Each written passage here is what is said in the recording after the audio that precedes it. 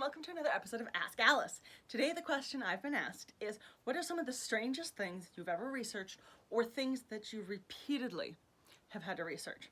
So I seem to have to keep looking up the names of specific parts of a sword. So specifically at the end, like where the hilt is, what the handle is.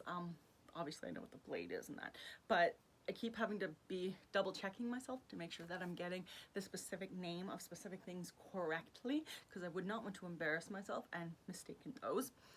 I also look up a lot of water terms. So because Alex has water power, she's often on the beach or on a riverbank or things like that dealing with large amounts of water.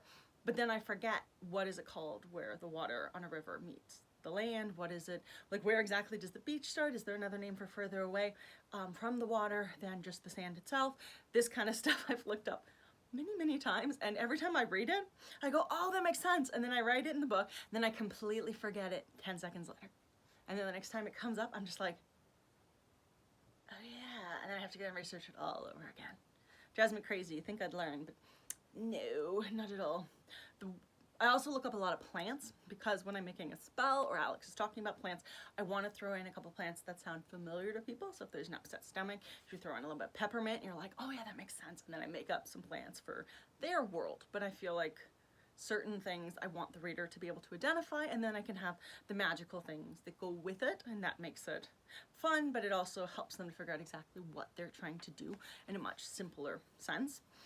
The scariest thing I've ever looked up, and it's not that what I was looking up was bad, it's how I worded it. That's all, it's all me.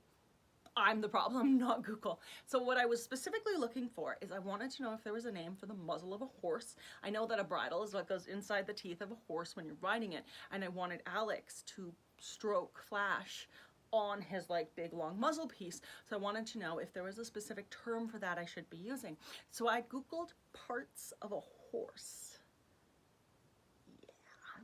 Then I got like a butcher page where it talks about the cuts of meat off of a horse, and I was like, we don't eat horses in North America, or at least in Canada, so that was a little creepy. And now I don't Google that anymore. Yeah, I recommend not Googling parts of a horse. That's all we're gonna say on that. So yeah, that's my answer to one of the weirdest things I've had to research. And I also do a lot of research on horses in particular, like the different kinds of horses and how fast they can ride and how fast they can get distances and things like that, because I at least want it to remain slightly accurate. And I did go to horse camp for a couple of summers, so I know enough about when you have to groom them, that you have a blanket under the saddle, and what the horn on the saddle and that kind of stuff is called, so I don't have to look up a lot of that.